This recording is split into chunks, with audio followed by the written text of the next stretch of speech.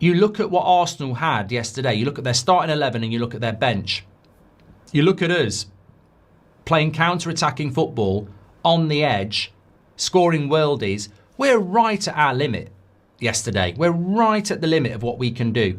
You look to the bench, there's not really anything there. You look to the way the team performed, absolutely to the limit. So many players playing to their limit, worldy goals. What a performance. Arsenal played badly.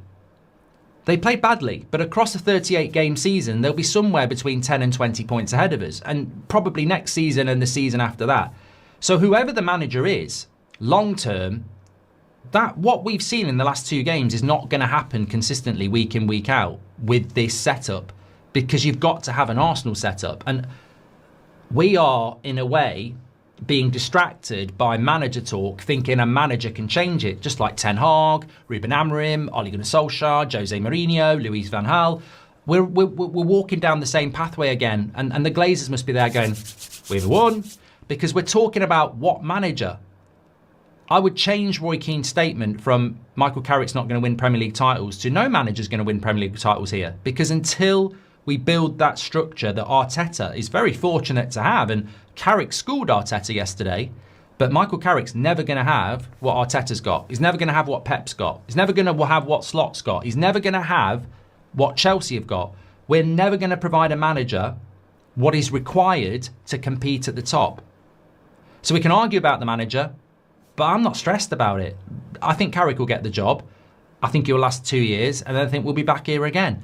And if they give Tuchel the job, I think he'll last 2 years, and then we'll be back here again, because they will not support a manager in the way that you need to be supported now.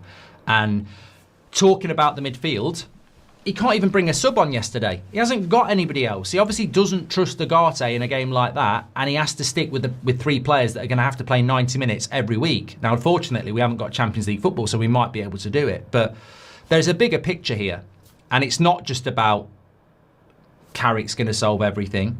Look, I'll tell you the truth. Would I rather Michael Carrick won the Premier League title for Man United or Carlo Ancelotti? Well, it means more if Carrick does it, because there's more fantasy. There's more, he played for the club. He's Man United. So, of course, I would want that to happen.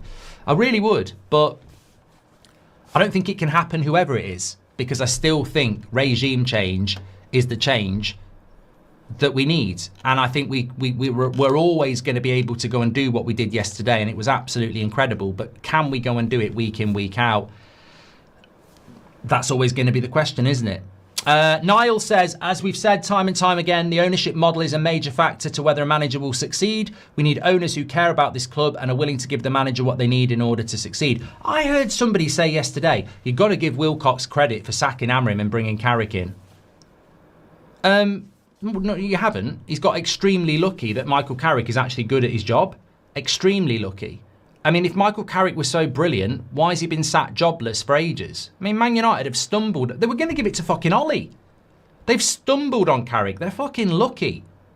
They're lucky. They sacked Amorim because of a fallout, and they've given Carrick the job because most fans reacted badly to Solskjaer getting it. And Carrick's come in and done really well. Let's not pretend Wilcox unearthed the bloody gem. He's found him. He's basically, he looks like he's finished, and he's pulled out a bloody tenner out his pocket, and he's got a little bit lucky, and he's played it all, and he has got lucky. The credit goes to Carrick, not to Wilcox. Victories used as a decoy to lure fans off owners' sacks, as Amit.